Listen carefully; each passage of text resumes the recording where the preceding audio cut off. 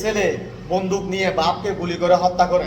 মা বলতেছে আজকে আমি যদি তাকে ক্ষমা করে দিই, তাকে ক্ষমা করে দিই, এর পরের দিন হে আমাকে গুলি করবে। যে বাপকে হত্যা করছে তার মুখ থেকে মরার সময় কলিমা নসিব হবে না। বিসমিল্লাহির রহমানির রহিম। ছেলে হন বা মেয়ে হন, আপনারা যারা রাগের বশত মা বাপের গায়ের উপর হাত তুলেন, আজকে এই কথাগুলো আপনাদের জন্য। আমি একটা সৌদি আরবের বাস্তব ঘটনা বলতেছি। কথা কাটাকাটির কারণে এক পর্যায়ে ছেলে বন্দুক নিয়ে বাপকে গুলি করে হত্যা করে। বাপকে হত্যা করার পর প্রশাসনের লোক এসে, আইন শৃঙ্খলা বাহিনী এসে ওই ছেলেকে গ্রেপ্তার করে নিয়ে যায়। এটা কিন্তু একদম আমাদের পার্শ্ববর্তী এলাকাতে হয়েছে। আর যে হত্যা করছে তার ভাইয়ের একটা আমাদের সুসম্পর্ক ছিল। তখন আমরা সবসময় তার কাছ থেকে জানতে চাইতাম তোর ভাইয়ের কি অবস্থা। তখন সে আমাদেরকে বলতো যে এখনো বিচারাধীন আছে, চলতেছে। তখন 2-3 বছর পর মানে বিচার একদম শেষের দিকে অর্ডার এসেছে, তাকে গুলি করে হত্যা করার নির্দেশ দিয়েছে আদালত থেকে। আর আপনারা তো ভালো করে জানেন সৌদি আরবে কোরআনী শাসন, কোরআন যেটা বলে সেটাই করে। এটাতে আমাদের প্রিয় নবী সবাইকে শিক্ষা দিয়ে গেছে, এটা এখনো বহাল আছে আলহামদুলিল্লাহ। বিশেষ করে মানুষের হত্যা করার ক্ষেত্রে এটা এখনো মানে 100% বহাল আছে সৌদি আরবে। বাকিগুলা থাক বা নাই থাক কোনো ম্যাটার না, বাট এটা কিন্তু ঠিকই প্রয়োগ করা হয় এই যে খুনিদের বিরুদ্ধে। তখন তার ভাইয়ের সাথে যখন আমার দেখা হয়, আমি বলি যে তোরা সামা দিবি না তোর ভাইকে। ওখানে একটা পয়েন্ট থাকে, যে ফ্যামিলির লোককে হত্যা করা হয় ওই ফ্যামিলির লোকেরা যদি সামা দেয় অর্থাৎ ক্ষমা করে দেয়, তাহলে সে ছাড়া পেয়ে যাবে, তাকে আর একদিনও জেলে থাকতে হবে না। তখন ভাই বলে যে আমি সামা এমনি দিয়ে দিছি। আমি কেউ তোর বোনরা, হয়তো বোনের কথা আমি জানি না, আমি কেউ তোর মা, হয়তো মায়ের কথা আমি জানি না, আমারটা আমি সামা দিয়ে দিছি বাইকে। তখন ওই যে আদালত থেকে একটা এই যে নোটিশের মাধ্যমে জানানো হয়, ঘরের যে ফ্যামিলির লোকেরা আছে তাদেরকে নোটিশ করা হয় যে আপনারা এই যে ঘুরে আসেন বা থানায় আসেন, তাকে ক্ষমা করবেন কিনা, ক্ষমা করবেন কিনা। তখন ফ্যামিলির লোকেরা আসে, একে একে সবাই কিন্তু ক্ষমা করে দেয়, ভাই বোন আত্মীয় স্বজন সবাই কিন্তু ক্ষমা করে দেয়, অর্থাৎ ক্ষমা করে দেয় আর কি। বাট মা কিন্তু ক্ষমা করে নাই। তার মা, তার গর্ভধারিণী মা তাকে ক্ষমা করে না। তখন এই যে উকিলরা মাকে জিজ্ঞেস করতেছে এটা আপনার ছেলে না, আপনি ক্ষমা করে দেন না।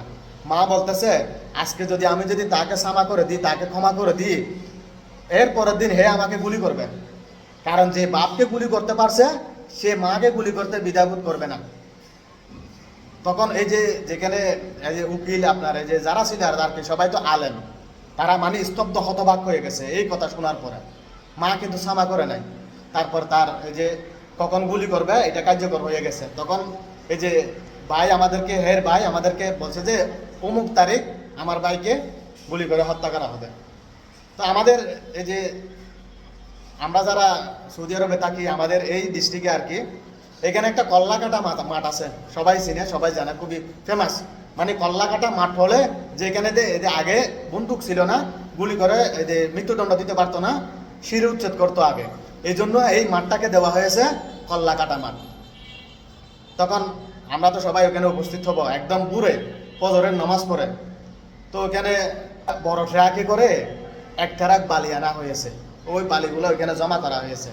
তারপরে পশ্চিম দিকে মুখ করিয়ে এই যে দণ্ডিত ব্যক্তি তাকে এভাবে বসিয়েছে। বসার পরে ওইখানে আলেম গেছে, বুঝতেই তো পারছেন, তাকে তোবা করাবে আর কি। তখন তাকে যখন তোবা করাচ্ছে, সে বলে যে আলা জব্বি। দ্বিতীয়বার আবার বলে ইমাম সাহেব বলে যে আলা জব্বি। তৃতীয়বার আবার বলে ইমাম সাহেব বলে যে আলা জব্বি। অর্থাৎ যে বাপকে হত্যা করছে তার মুখ থেকে কোনোদিনও কলিমা নসিব হবে না, সেটা প্রমাণ করে দিয়েছে। সবাই বুঝতে আর দেরি নাই, যে বাপকে হত্যা করছে তার মুখ থেকে মরার সময় কলিমা নসিব হবে না। এটা আমরা প্রমাণ পেয়েছি সৌদি আরবে। যে বাপকে আঘাত করে, ইমাম সাহেব চলে আসছে, তখন ওই যে জল্লাদকে বলতেছে ফায়ার করো। একটা করছে, এই একটু এরকম করছে, আরেকটা করছে, আরেকটু এরকম করছে, আরেকটা করছে, তারপরেও মরে না, মানে কোনো আওয়াজ নাই, এইভাবে থাকছে। তারপরে ওই যে রায় কার্যকর করে সে এসে কলম দিয়ে আরেকটা দাগ দিয়ে দিছে।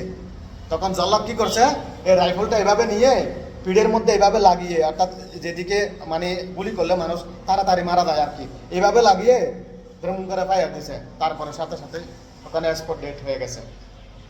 এখন আপনারা একটু চিন্তা করে দেখেন, আমি কোনো গল্প কাহিনী বলি নাই, আমি সৌদি আরবের বাস্তব ঘটনা বলতেছি। ধন্যবাদ সবাইকে, ভালো থাকেন, আসসালামু আলাইকুম।